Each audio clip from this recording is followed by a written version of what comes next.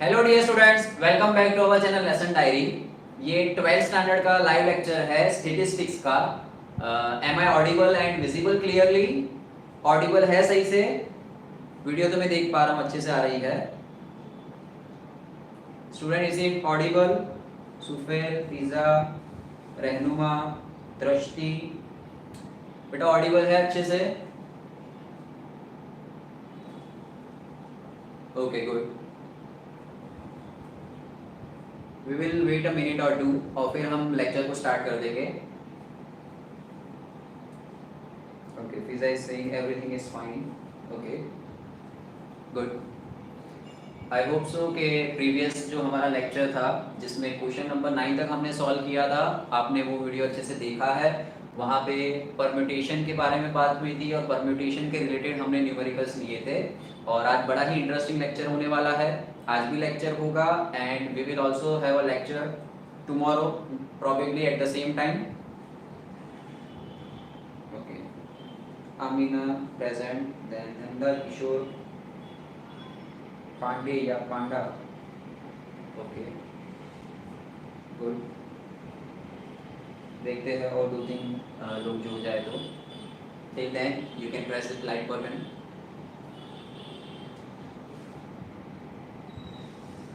Alright, आज के इस लेक्चर में क्वेश्चन नंबर 10 से स्टार्ट करेंगे। एक्सरसाइज 1.2। कई स्टूडेंट्स के क्वेश्चन लाइव लेक्चर में मैं बता दूं कि अराइज होते हैं कि सर ये लेक्चर कहाँ है, ये वाले चैप्टर्स कहाँ पे है, पार्ट 1 कहाँ है, पार्ट 2 कहाँ है। मैंने कम्युनिटी के अंदर एक पोस्ट डाल दी है, उसमें 12th की पूरी playlist, part 1, state, part 2, BA, उसके लेक्चर्स की मैंने प्लेलिस्ट बना दी है। And yes, for sure there were many comments कि इको का लेक्चर, इसके प्रीवियस मेरे लाइव लेक्चर में भी 11th के लेक्चर में भी कई सारे कमेंट्स थे कि इको का लेक्चर कब आएगा। फ्राइडे के दिन 4:30 इको का लेक्चर। चैप्टर नंबर 1 और 2 मैं नहीं लूँगा बिकॉज आई थिंक वो आप कहीं ना कहीं से अब तक तो पढ़ चुके हो, बोरिंग हो जाएगा वो आपके लिए। Directly one shot chapter 3, complete chapter 3 one shot में हम ले लेंगे। ओके, यस और नॉट? क्या कहते हो? Chapter number 3 of your economics, money and inflation, one shot, पूरा एक ही लेक्चर एक ही घंटे में। बिलीव में आपको लर्न करवा दूंगा मैं इन 1 आवर। ना कंटाला आएगा ना बोर होगा आपको और लर्न भी हो जाएगा। सो फ्राइडे 4:30 इंशाल्लाह we will be having that lecture if all goes right. Okay, तो अब बस बहुत वेट हो गया, स्टार्ट कर देते हैं लेक्चर को। लेक्चर नंबर 6 है, इसके पहले 5 लेक्चर ऑलरेडी हो चुके हैं।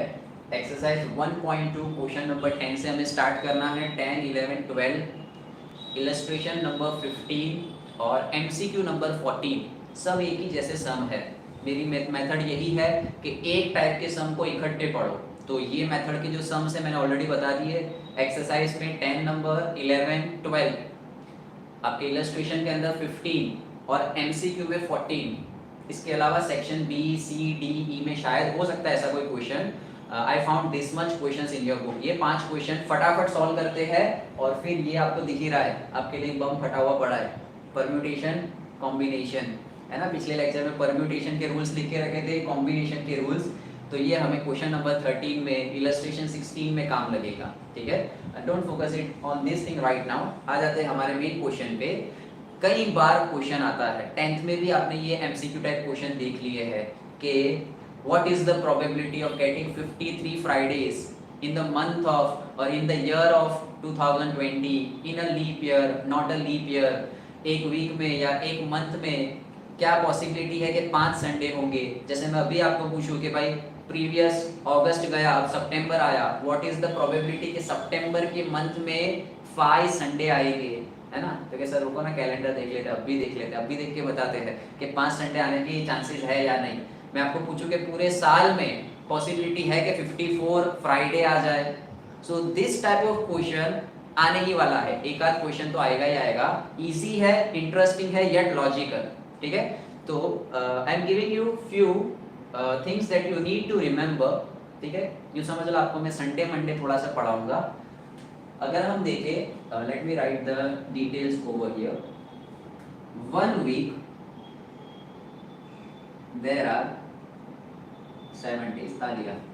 बहुत ही बड़ी इंफॉर्मेशन दे दी मैंने आपको, ठीक है।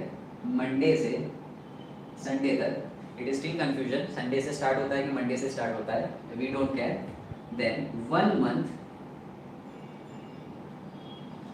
मैं यहाँ पे आपके वो संडे मंडे वाला नहीं पढ़ा रहा हूँ, मैं हमें प्रोबेबिलिटी में जो काम लगने वाला है ना वो चीज दिखा रहा हूँ आपको कि एक वीक में 7 डेज होते हैं। 1 मंथ में कोई भी मंथ ले लो, चाहे वो फरवरी हो, दिसंबर हो, अक्टूबर हो, चाहे वो लीप ईयर हो या ना हो, 1 मंथ 28 डेज तो आने ही आने हैं। अब अगर आप 28 डेज को 7 से डिवाइड कर दो तो आंसर आएगा 4। It means every month has 4 times each day, यानी कि हर महीने में 4 मंडे आने वाले हैं, 4 संडे आने वाले हैं, 4 ट्यूसडे आने वाले हैं। मंडे से संडे वो 4 तो आने ही वाले हैं एवरी मंथ, एक बार तो आने ही वाले हैं every week. If I talk about year, 1 year fix 365 days, अगर मैं नॉर्मल ईयर की बात करूं, और लीप ईयर की बात करूं तो 366 डेज। छोड़ो 365 को भी भूल जाओ, 366 को भी भूल जाओ, 364 पे आके अटक जाओ। और अगर आप 364 को 7 से डिवाइड करते हो, आंसर आएगा 52। यानी साल में, ठीक है, 52 संडे है, 52 मंडे है, हर दिन 52 बार आने वाला है। सो इन 1 year 52 times each day. That's it my students, my friends, इतना कर लो खत्म। अब वो आपको कोई भी दिन की प्रोबेबिलिटी पूछे ना, you can answer it orally. देखते हैं किस तरीके से करना है। इतना सिर्फ रिमेंबर रखना, याद रखना अच्छे से, रिमेंबर दिस मच। एक वीक में 7 डेज सर पता है हमें, 1 मंथ में कुछ भी हो, कोई भी मंथ हो, 28 डेज तो होने ही वाले हैं, 4 बार हर दिन रिपीट होगा। 1 ईयर में 364 डेज होने वाले हैं टोटल, ठीक है। आई am just talking about that equi probable, उसमें 52 टाइम्स ईच डे। ये 7 डेज, 28 डेज, 364, इसमें हर एक दिन के होने की प्रोबेबिलिटी इक्वल है 1/7, 1/7, 1/7, 1/7। चाहे मंडे हो, संडे हो, ट्यूसडे हो, सब सेम बार आएंगे। वीक में एक बार आएगा मंडे, मंथ में 4 बार आएगा, और ईयर में 52 टाइम्स आएगा ही आएगा। अब इसके अलावा के जो दिन रह जाते हैं उसकी प्रोबेबिलिटी निकाल लो। Let us take a question, find the probability of, अच्छा आपकी बुक का एमसीक्यू लेता हूं पहले, मैं छोटा सा एक एमसीक्यू ले लेता हूं, MCQ number 14। What will be the probability of having 5 Thursday, I think Thursday है या तो फ्राइडे है, just get it, 5 Thursday in the month of February and it is not a leap year. Question है 5 Thursday in the month of February and it is not a leap year. Answer दे सकते हो, क्या आएगा सोचो। Many sing, present sir I am late, okay, no worries। जो late आ रहे हैं भाई, अभी ज्वाइन हो रहे हैं, वो लाइव ही रहना, प्रीवियस उसके पोर्शन पे मत जाना, वरना आपका आगे का लाइव कंटेंट भी मिस हो जाएगा। ओके, थर्सडे है, I am asking you a question, उस क्वेश्चन का आप आंसर अटेम्प्ट दो कि फरवरी में क्या पॉसिबिलिटी है 5 थर्सडे आ जाए जब वो लीप ईयर ना हो। Question number, MCQ number 14, is it possible to have 5 Thursday in the month of Feb, not a leap year? Option दिए ना यार, ऑप्शन में से तुक्का लगा दो, 4 ऑप्शन है, कुछ ना कुछ तो ट्राई करो। प्रोबेबिलिटी पूछी हमें, तो प्रोबेबिलिटी आएगा 0, इम्पॉसिबल है, प्रोबेबिलिटी आएगा 0। अच्छा मैं आपको क्वेश्चन पूछूं, 4 Thursday in the month of February, 4 Thursday, तो आपका आंसर आएगा सर 100%, 4 तो आने ही वाले हैं ना, कोई भी मंथ हो 4 बार तो हर महीने में एक दिन आएगा। सो कई बार ऐसा क्वेश्चन भी आ जाता है, जो गवर्नमेंट एग्जाम के क्वेश्चन होते हैं ना, उसमें भी इतना पॉपुलर दे देते ना, 4 Thursday in Feb, not a leap year, तो स्टूडेंट का फोकस यहाँ आ जाता है, अरे नॉट अ लीप ईयर, अरे नॉट अ लीप ईयर पे क्यों जाता है, 4 थर्सडे की बात कर रहा हूँ, 4 थर्सडे हर महीने में आएंगे, तो प्रोबेबिलिटी 1। बट अगर मैं फेब्रुआरी की बात करूं, नॉट अ लीप ईयर, तो टोटल डेज फेब्रुआरी में जब लीप ईयर ना हो 28 ले, 28 डेज में तो हर दिन कितनी बार आता है? 4 बार आता है। तो इट इज इम्पॉसिबल फेब्रुआरी में 5 थर्सडे आ जाए। ठीक है, कोई भी दिन 5 बार नहीं आएगा। फेब्रुआरी जब लीप ईयर नहीं है तब हर दिन 4 बार आएगा। Got it? तो इसका आंसर आएगा ऑप्शन नंबर ए 0, क्योंकि ये इम्पॉसिबल इवेंट है। Got it? आ रहा है समझ में क्या कर रहे हैं हम? Now coming to question number 10, find the probability of having 5 Monday in the month of February of a leap year. Question number 10, find the probability of getting 5 Monday. ठीक है, मैं डायरेक्टली सॉल्यूशन लिख देता हूं। I am taking event A is getting 5 Monday in the month of Feb, और bracket में हमें दिया है कि वो लीप ईयर है। लीप ईयर में फरवरी में एक दिन बढ़ जाएगा, 29 डेज हो जाएंगे। ओके, सोच के रखो आंसर क्या करेंगे हम, कैसे? ओके, सबसे पहली चीज आपको लिख लेनी है टोटल डेज। तो भाई टोटल डेज लीप ईयर के फेब्रुआरी में है 29। उस 29 में से ये हिसाब निकाल ही दो। ये तो निकाल ही देना है। क्यों निकाल देना है? ये इक्वी प्रोबेबल है। ये 28 दिन तो कोई टेंशन नहीं, हर दिन 4 बार आएगा। मंडे भी 4 बार, ट्यूसडे भी 4 बार, वेडनेसडे भी 4 बार। तो 29 में से एक निकाल दो, तो रिमेनिंग डेज कितने हैं? 1 डे एक्स्ट्रा हुआ। So here 1 day left for repetition of any of the day of week। 28 दिन निकल गए, एक दिन बचा। वो एक दिन कुछ भी हो सकता है। That one day can be anything। वो वन डे संडे भी हो सकता है, मंडे भी हो सकता है, ट्यूसडे भी हो सकता है, वेडनेसडे, थर्सडे, फ्राइडे, सैटरडे, कुछ भी हो सकता है। तो probability of getting Monday 1 out of 7। आपके पास लेफ्ट ओवर कितना है? 1। कितने दिन है? 7 दिन। खत्म, पत गया। Question number 11, find the probability of having 53 Fridays. ठीक है, फ्राइडे वाले को बाद में लेते हैं, 11 से पहले 12 ले लेते हैं। ठीक है, क्योंकि वो ईयर की बात कर रहा है। 12 number, find the probability of having 5 Tuesday in the month of August of any year. भाई एनी ईयर कहा है आपको, ठीक है। अब एनी ईयर से हमें क्या मतलब? अगस्त में थोड़ी कोई टेंशन है। कई बच्चे यहाँ देखो, ये इसको कहते हैं ब्लफ डेटा, खाली खाली दिया हुआ है। अगस्त मंथ है, मंथ की बात कर रहा है। अब हमको क्या लेना देना? अगस्त में 31 डेज, वो लीप ईयर हो या ना हो। तो ये देखो यहाँ ये जो देते ना ये चीज, वहां बच्चे कंफ्यूज हो जाते हैं। स्टूडेंट का ध्यान वहां चला जाता है, अरे लीप ईयर के दिया है, एनी ईयर दिया है, नॉट अ लीप ईयर दिया है। तो हमारे काम की चीज क्या है? हमें फाइंड करना है कि क्या 5 फ्राइडे पॉसिबल है। इवेंट ले लेते हैं A, getting 5 Fridays in the month of August.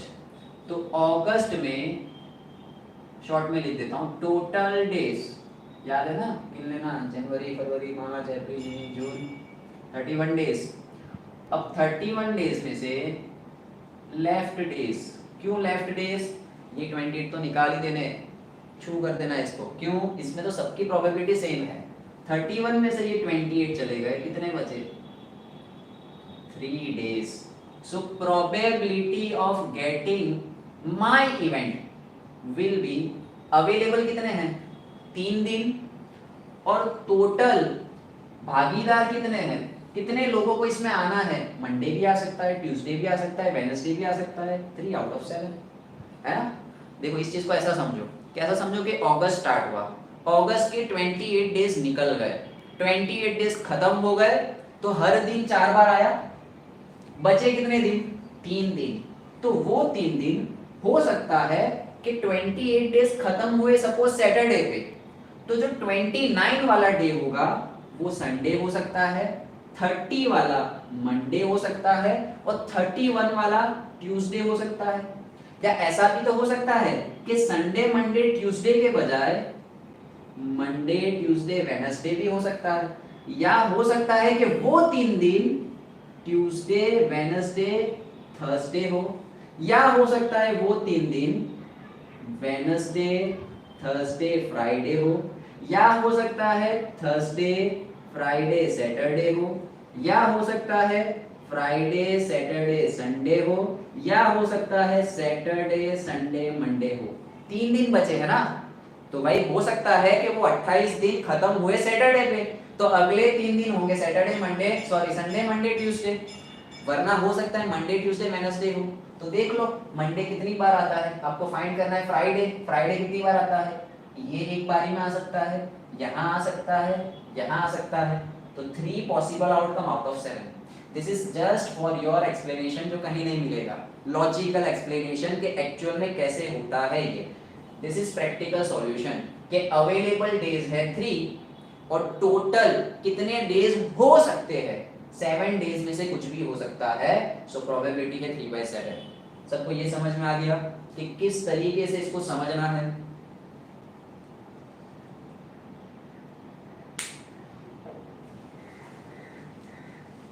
Question 12 चल रहा है, हाँ 12 ही करवा रहा हूँ मैं। Find the probability of 5 Tuesdays. अब समझ लेना, देखो स्टूडेंट मैंने यहाँ 5 फ्राइडे ले लिया, ठीक है, so that is a mistake. अब आप फ्राइडे कहो, ट्यूसडे कहो, मंडे कहो, अच्छा होगा कि ये मिस्टेक हुई। एग्जाम में फ्राइडे हो, मंडे हो, ट्यूसडे हो, फ्राइडे अच्छा दिन है या ज्यादा लकी है, इक्वी प्रोबेबल है। यहाँ फ्राइडे दे दे, संडे दे दे, मंडे दे, ट्यूसडे दे, कोई भी दिन दे देते हैं, answer will remain the same. ठीक है, फिलहाल आपके क्वेश्चन में दिया है ट्यूसडे, तो कई बच्चों को आपत्ति हो जाएगी सर ने क्यों ट्यूसडे ले लिया। So any doubt in this? Okay, let's move further. Easy easy चीजें हैं, अभी मेन मुद्दे पे तो हम आए भी नहीं है। I am rubbing this thing. Question number 11, एक लास्ट क्वेश्चन हमें फाइंड करना है।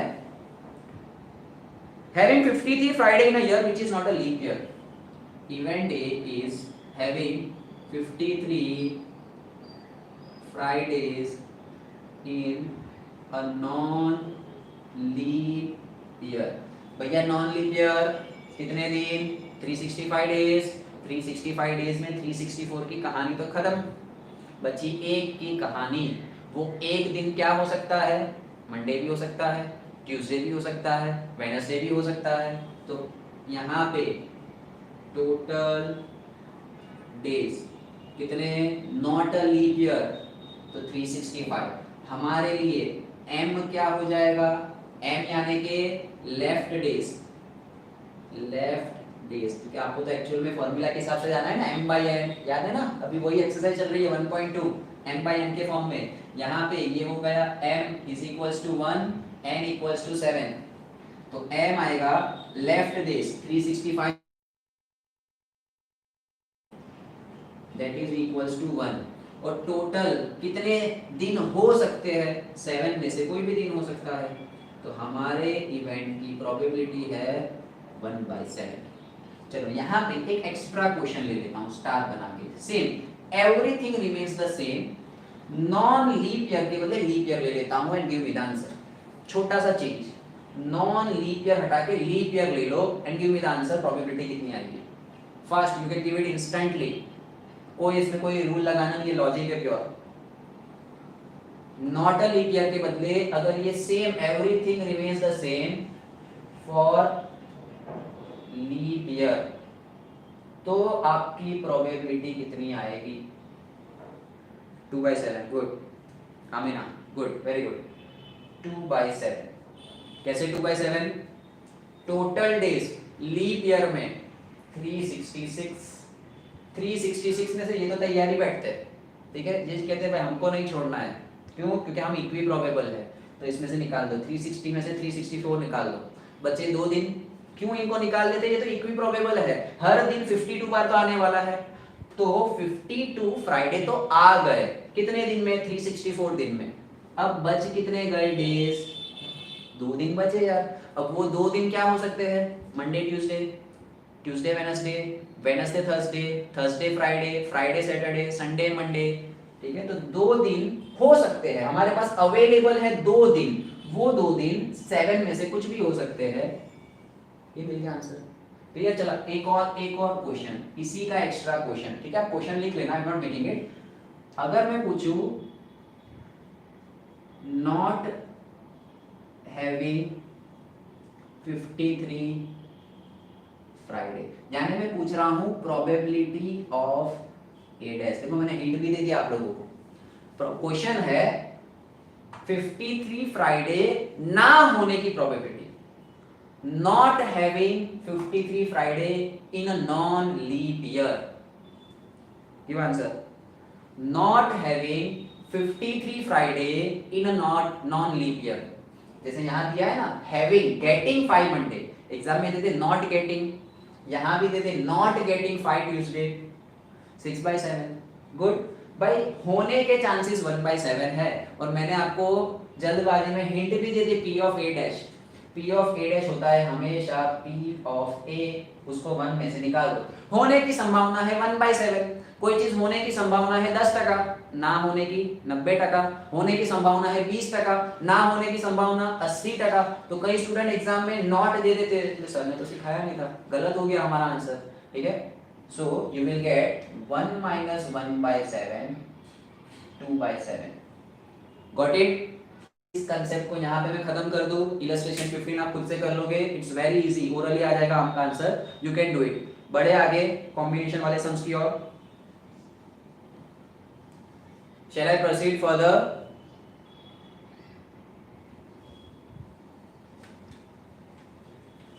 Anyone having any doubt? You may ask, please.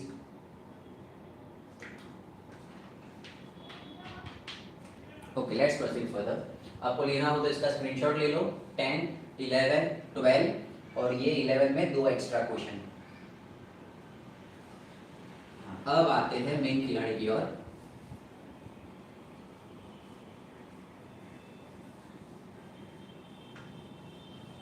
We are having only 10 to 15 minutes to complete this lecture. और अगर मैंने क्वेश्चन 13 चालू करा तो 13, 14, 15, then 16, 13, 14, 15, 16 ये चारों क्वेश्चन एक जैसे हैं, कॉम्बिनेशन के हैं, तो हमारी लिंक टूट जाएगी। मजा नहीं आएगा कि आज 13 करे फिर कल के लेक्चर में 2-3 क्वेश्चन करे। 13, 14, 15, 16 एक साथ कल के लेक्चर में होगा। आज के लेक्चर में एक इलस्ट्रेशन ले लेते हैं इसी के बेस पे, जिससे आप लोगों को कॉम्बिनेशन का आइडिया भी आ जाएगा। एक सम कर लेंगे तो उससे आपके माइंड में मेथड भी बैठ जाएगी कि कॉम्बिनेशन वाले सम्स की प्रोबेबिलिटी कैसे ढूंढनी है, और आप उसकी प्रैक्टिस करोगे तो हो सकता है 13, 14, 15, 16 आप खुद से भी कर लो और कल के लेक्चर में ज्यादा मजा आए। So we are doing illustration number 16। We are doing illustration number 16, ठीक है। उससे पहले कॉम्बिनेशन का रूल समझ लो। I am not going in detail, थोड़ा सा रिवीजन कर लेना, किसी को ना आता हो कॉम्बिनेशन का।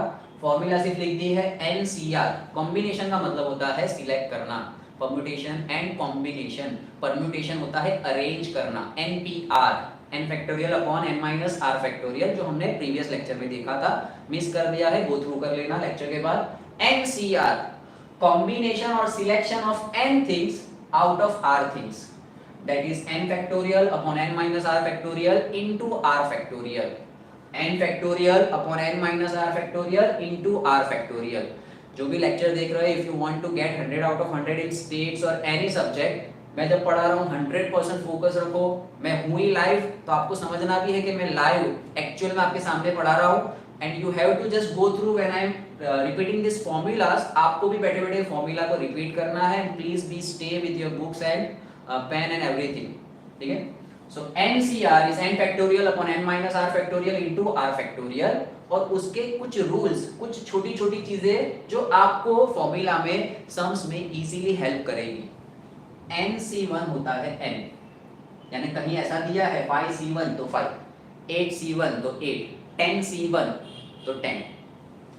NCM होता है 1, यानी कहीं दिया है 5C5 तो हो जाएगा 1, 10C10 यानी ऊपर और नीचे सेम है तो 1, ठीक है। रिस्पेक्ट में 1 है तो नंबर इटसेल्फ, ऊपर नीचे सेम है तो 1, अगर 1 के रिस्पेक्ट में कुछ है तो वो नंबर खुद ब खुद, NC 0 तो 1, ठीक है, NPR भी 0, NPR भी 1 था और NC 0 भी 1, यानी वहां पे NP 0 वो भी 1 था, यहाँ ये भी 1 है। NCR is NCN minus R, यानी यहाँ देखो 5 माइनस 1 कितना आता है 4, तो 5C1 will be equals to 5C4, 5C2 तो 5 माइनस 2 होता है 3, तो 5C2 वो किसके बराबर वैल्यू देगा, 5C3 के बराबर। 10C1 वो 10C9 के बराबर की वैल्यू देगा, दोनों की वैल्यू सेम होगी। इतना अभी मैं लिख के रखता हूं, हम न्यूमेरिकल्स में यूज करेंगे, बेटर है लर्न कर लेना, ठीक है। ये चीज सबसे खास, one this thing other this, ये दो चीजें लर्न रखो, बाकी नहीं रखते हो कोई दिक्कत नहीं है। विथ रिस्पेक्ट टू 1 कॉम्बिनेशन में वो खुद आ जाएगा, विथ रिस्पेक्ट टू 0 आंसर आएगा 1। Let's take illustration number 16। Okay sir doubt है, पूछो पूछो क्या डाउट है। कहाँ पे बेटा 6/7 नहीं आएगा, in which thing, Amina you may ask your doubt first.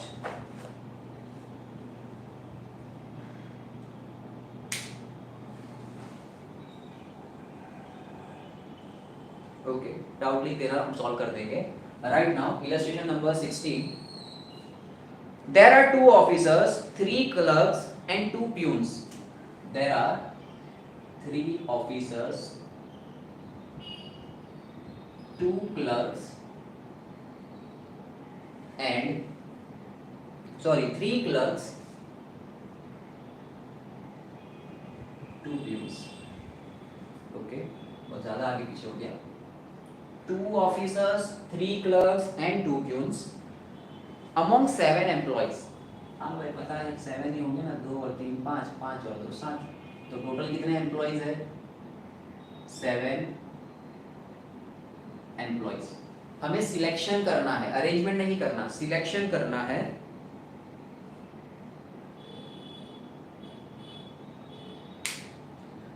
P of A dash 6/7 ही आएगा, 1/7 में से 1 को 1 में से 1 minus P of A, I am just giving answer to your doubt. P of A था 1/7, आपको फाइंड करना था P of A dash, 1 minus 1/7 that will be 6/7। I think मैंने कुछ और लिख दिया हो तो करेक्ट कर लेना जल्दी जल्दी में। This is the answer, P of A dash 1 में से निकाल दो, clear, this will be the thing. I don't know मैंने क्या लिखा था तब। Okay coming back to our question, select करना है आपको।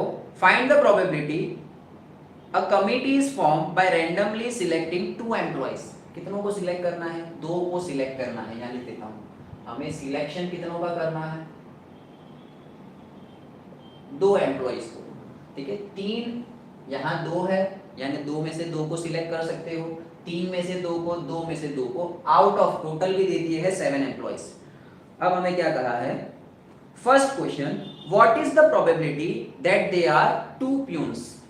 First question, imagine that they are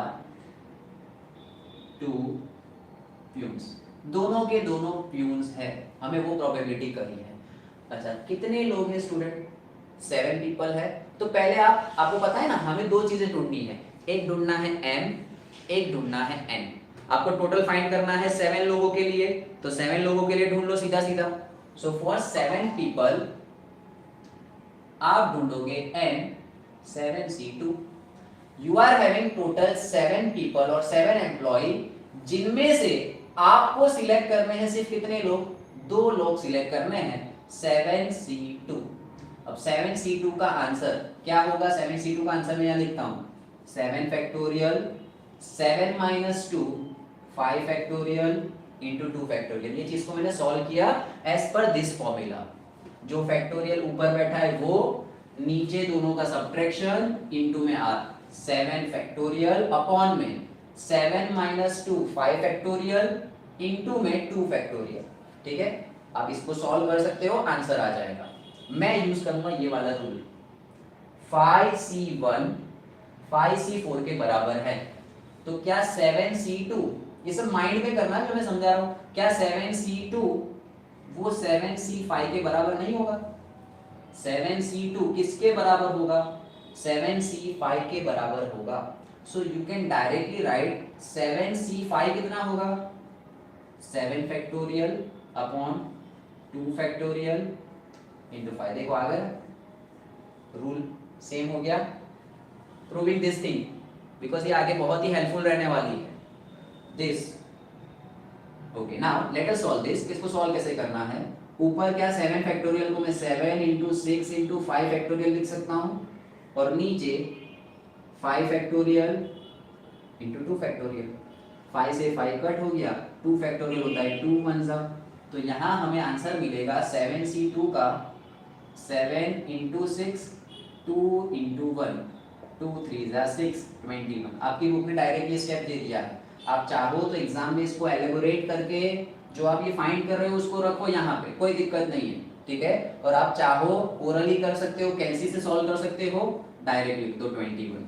so total possible outcome of selecting 7 employees, sorry, of selecting 2 employees out of 7 is 21। अब हमें फाइंड करना है हमारे इवेंट के लिए m। अच्छा, m क्या है? आपको सिलेक्ट करने हैं दोनों के दोनों प्यून। क्या सिलेक्ट करना है आपको? दोनों के दोनों प्यून।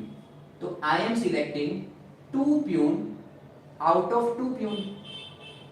2 प्यून सिलेक्ट करता हूं, और कितने प्यून है? 2 प्यून है। अच्छा, उसके अलावा एंड यानी मल्टीप्लाई, मैं यहां से किसको सिलेक्ट करता हूं? 0। यहां से किसी को भी सिलेक्ट नहीं करना है, तो क्या मैं लिख सकता हूं 2 ऑफिसर में से किसी को भी सिलेक्ट नहीं करना है, एंड 3 क्लर्क में से किसी को भी सिलेक्ट नहीं करना है। यहां पे 2 प्यून सिलेक्ट किए तो 2C2, I am selecting 2 peons out of 2। I am selecting 0 officer out of 2. I am selecting 0 clerk out of 3. तो हमें n मिलेगा। अब देखो मैंने इसीलिए यहाँ ये फॉर्मूला लगाई थी कि 5C5 1, तो क्या 2C2 1 हो जाएगा, 2C0 1 हो जाएगा, 3C0 1 हो जाएगा। So we got n is equals to 1 and probability of event A will be m by n, that is 1 by 21। Any doubt till here? इसमें कोई doubt? First case. Okay, let us move to second case। Second मैं again अब मैं event B ले लेता हूं। आप चाहो तो बार बार इवेंट ए ले लो, कोई दिक्कत नहीं है। 2 clerks selecting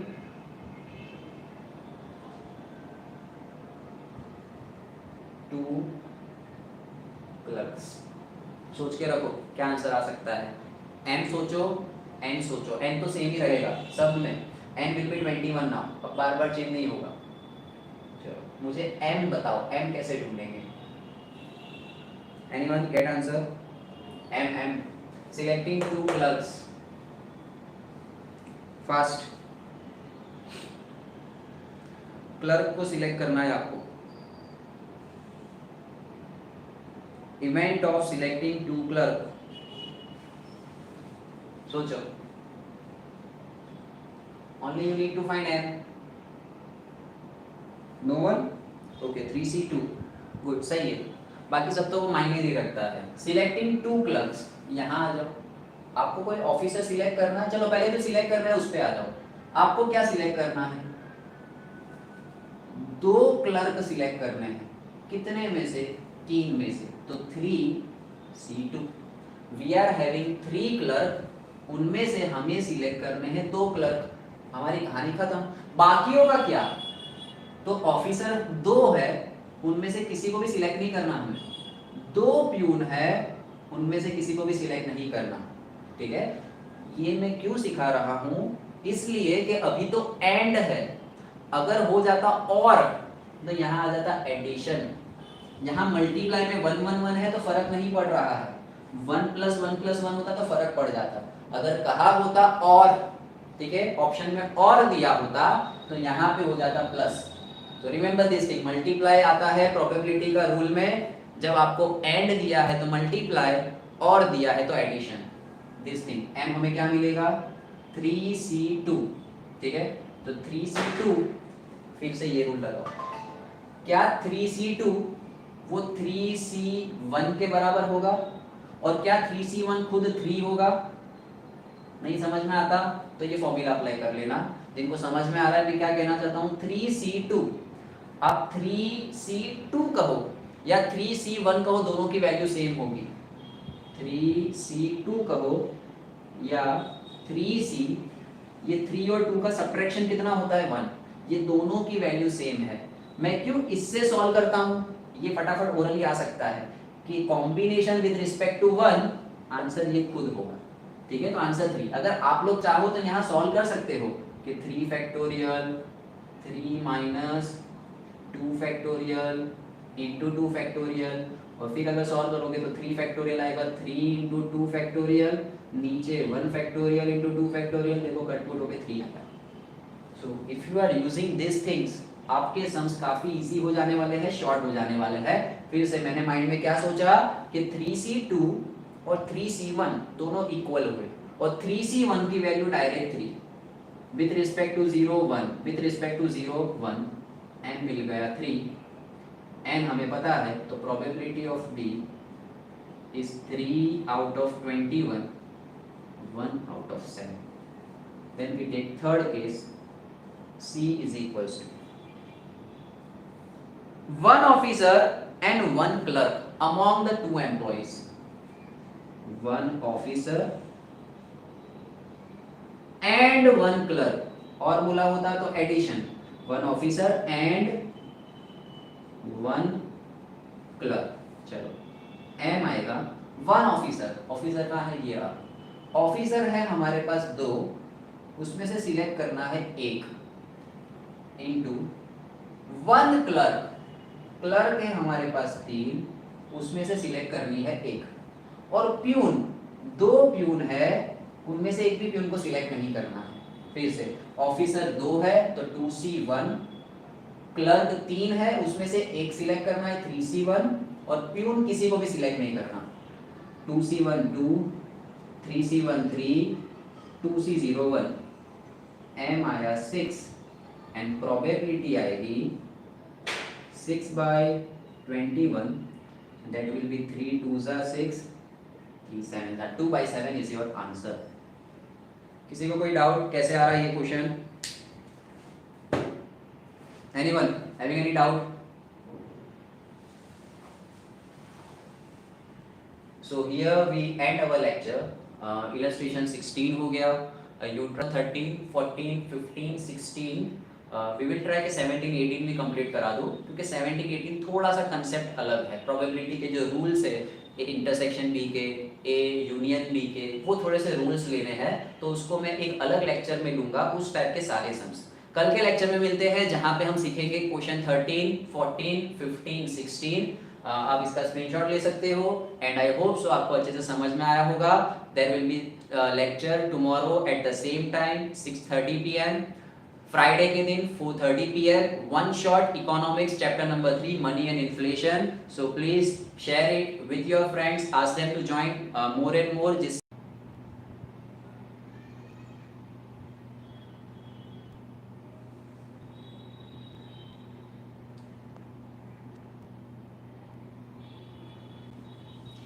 okay student, unfortunately I think wifi connection थोड़ा स्लो हुआ था। I hope so you all got the lectures detail, you understood the lecture well. We will meet in the tomorrow's lecture.